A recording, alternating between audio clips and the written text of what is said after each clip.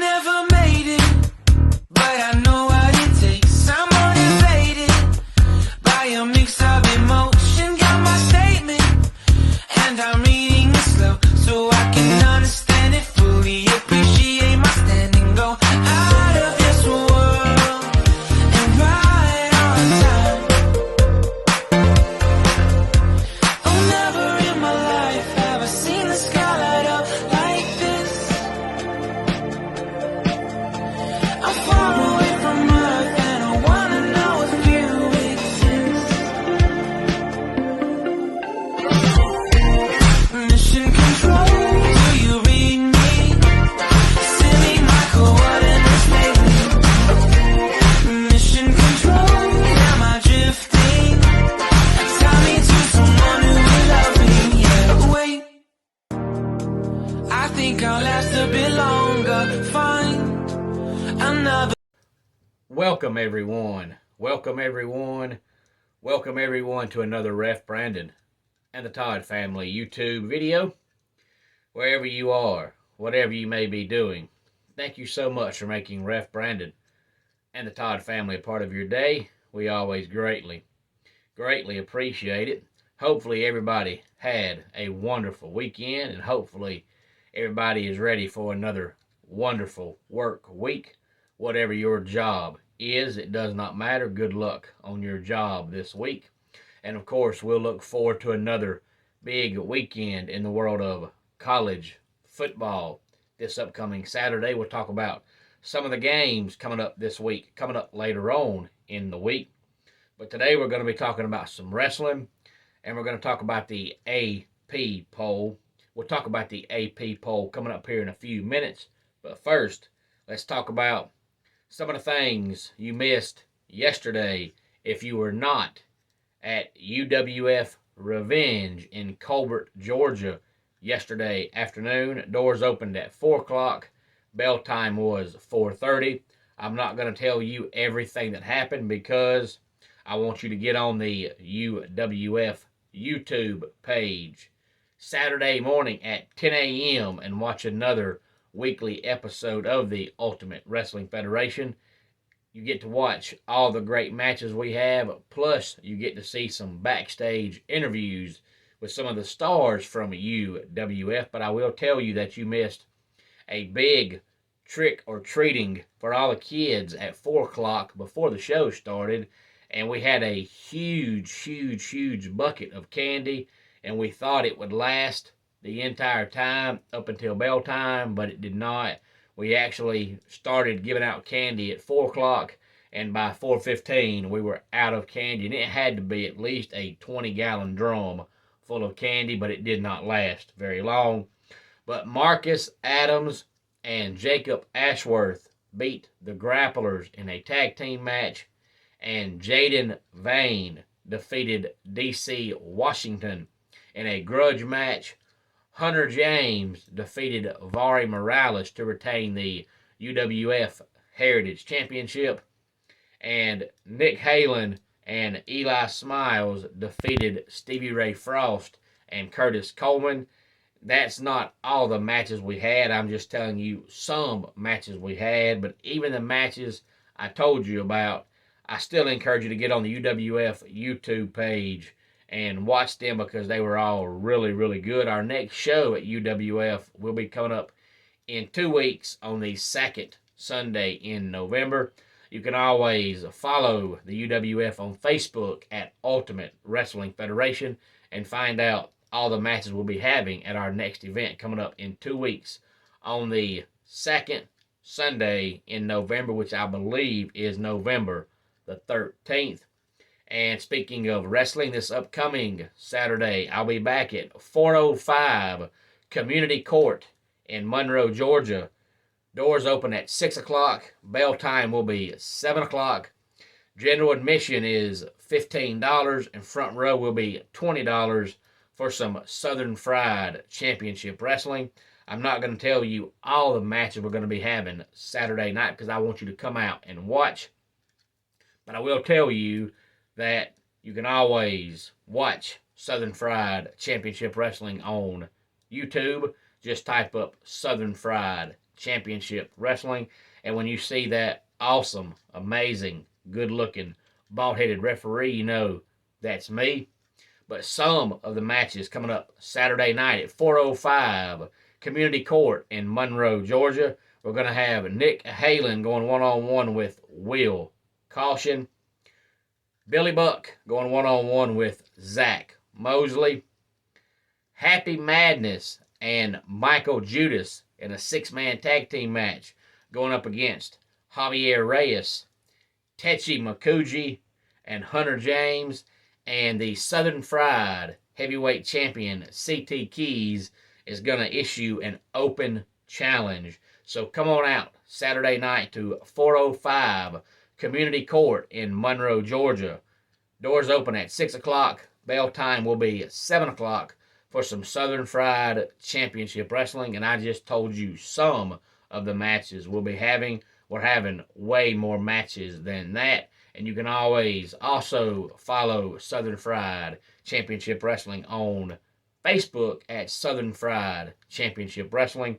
And I always encourage you to get on Southern Fried Championship Wrestling's YouTube page to watch each and every show, because every show they have is good from top to bottom. And let's talk about the AP poll a little bit, because the new AP poll came out yesterday, of course. Now, it doesn't really matter anymore, because tomorrow night at 7 o'clock, the playoff poll comes out. And, of course, it is the first playoff poll of the year. And once the playoff poll comes out, the AP poll really doesn't mean a whole lot. They claim that it is 1/3 of the playoff poll, but I do not believe that. I don't even know if the playoff committee knows what consists of ranking what team where, but they still do it. But you can look at the AP poll, and then tomorrow night, when the first playoff poll comes out, you can see about how close they are to each other. Generally, at least the top 10. It's usually the same teams, just to be a different order. But the AP poll this week is interesting, because there are a few teams who are making their debut in the AP poll for the year. But number 1 is Georgia. Number 2, Ohio State. Also, number 2 is Tennessee. They put them tied for second this week. Number 4 is Michigan. Number 5 is Clemson. Number 6, Alabama. 7, TCU. Oregon sits at number 8. USC is 9.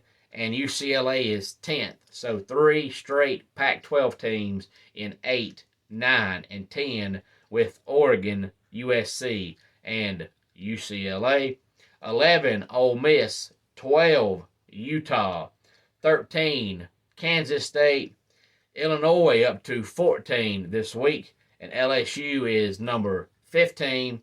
16, Penn State. 17, North Carolina. 18, Oklahoma State. 19, Tulane. And 20 is Wake Forest. 21, NC State. 22, Syracuse. 23, Liberty. 24, Oregon State. And 25 is Central Florida. So I know it's the debut on the poll this year for Central Florida, Oregon State, and Liberty. And I think it's also Tulane's debut in the poll for the year 2022. So again, look at the AP poll, and then tomorrow night, when the first playoff poll of the year comes out, you can go ahead and look at it and see about where they are as far as in comparison in each polls. But if you watched yesterday's video, then you've seen my prediction for what I think the top 4 will be when the first playoff poll comes out tomorrow night. If you have not watched yesterday's video, go back and watch it and see what I had for my top 4, to see not only whether I'm right or not, but also whether or not you agree with my top 4 and where I have them at. Because this thing changes on a weekly basis, because there really are no set guidelines on why they rank, who they rank, and where they rank them. So they might put one team number one the next week, and then just for some unknown reason that nobody knows about, they're third the next week because they just wanted them to be. But if you look over the criteria for how they rank them, there really isn't a lot of clear explanations on how they really determine who goes where. Now, if you watch when they actually have the playoff poll on TV, they usually interview somebody from the playoff committee and they ask them questions and they try to give answers, but none of their answers have never made sense and they'll never make sense. But that's because they don't really have criteria for why they rank teams where. Sometimes winning your conference matters, sometimes winning your conference don't matter, sometimes losing at home matters, sometimes losing at home doesn't matter. Sometimes losing on the road matters. Sometimes losing on the road does not matter. So I honestly don't think they know why they rank these teams where they rank them. They just do it and see who likes it and who don't. And really, there ain't nothing we can do about it until they actually start setting guidelines on how you get ranked and actually give you a certain amount of points for what you've accomplished or downgrade you for what you haven't accomplished. Otherwise, they can just rank anybody anywhere, and there's nothing we can do about it because we can't say, hey, look what this says, because it doesn't say anything. So it'll be fun to see what they say tomorrow night when the first playoff poll of the year comes out. I'm sure there'll be millions and millions and millions of people watching that in the world of college football. And of course, in a couple of years, it'll be the top 12 teams, which will make the playoff poll even more fun because you'll have teams sitting in 15th that are going to think they should have been in 11th. But the one team that actually could benefit from a 12-team playoff is Utah because for whatever reason, Utah always struggles in September. It seems like it does not matter who they play and where they play them. Utah always loses early in the season. I believe last year, all three of their losses came in September, and then they didn't lose the rest of the year. It ended up being a borderline top 10 team.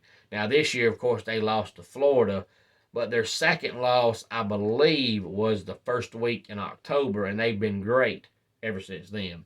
So when the playoff does expand to 12 teams, if Utah does have a bad September, which they normally do, it will give them plenty of time to make up for it. They're the one team, it seems like, every single year.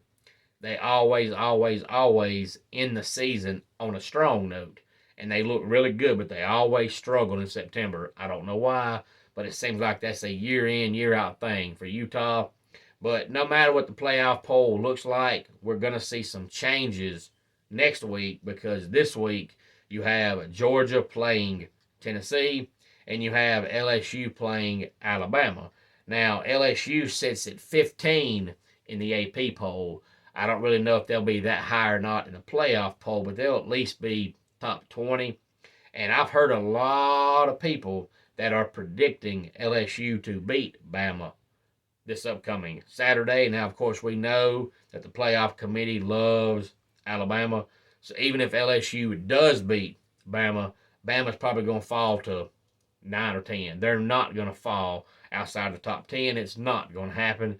But how high will LSU jump if they do beat Alabama this upcoming Saturday? And whoever loses the Georgia-Tennessee game, how far will they fall?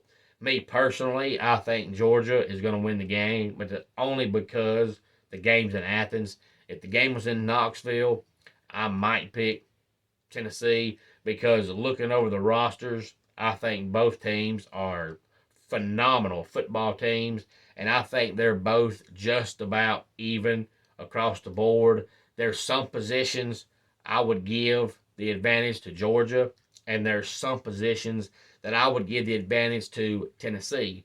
But I think across the board, just looking, coaching staff, roster-wise, and everything, I think it's pretty even. But since the game was in Athens, I think Georgia wins the game. But even if I'm right, unless Georgia goes out there and just walks the dogs and boat races Tennessee, which I don't think they will, how far will Tennessee fall, because a lot of people think that if you're undefeated, being undefeated should mean something. It should not matter who you play, how you play them, where you play them. None of that should matter, because it's really, really hard to go undefeated. I think this year everybody sees that, because we're not quite in November yet. We will be tomorrow. But as of right now, not even in November yet, there's only 6 undefeated teams left. So by the time the season ends, we're going to have 1, maybe 2, and that's it. So that's proof that it's hard to go undefeated. It doesn't matter who you play, because every team has that one game where they just play like absolute dog doo-doo. And if you play a team that's halfway decent and you play like dog doo-doo and they have their best game, you might lose. So there are a lot of people that think the undefeated teams should be at the top because they're undefeated. So the people that think that, tomorrow night will probably have the 6 undefeated teams at the top, and then they'll have Bama as the highest rated one-loss team. But for whatever reason, TCU just never gets any respect. TCU could have a 975 game winning streak and they still wouldn't go to the playoffs. They just don't get any respect. That's just the way it is. So I'd be stunned if they have Tennessee above Alabama. But hey, I've been wrong before. I might be wrong. But let's go ahead and get our dad joke of the day in here. Did you hear about the cat who ate a ball of yarn? She had mittens. And that wraps it up for today's Ref Brandon and the Todd Family YouTube video. Until next time, it's Ref Brandon saying, just like in pro wrestling, life can be over by the count of 3. Tell your friends and family how much you love them. Bye.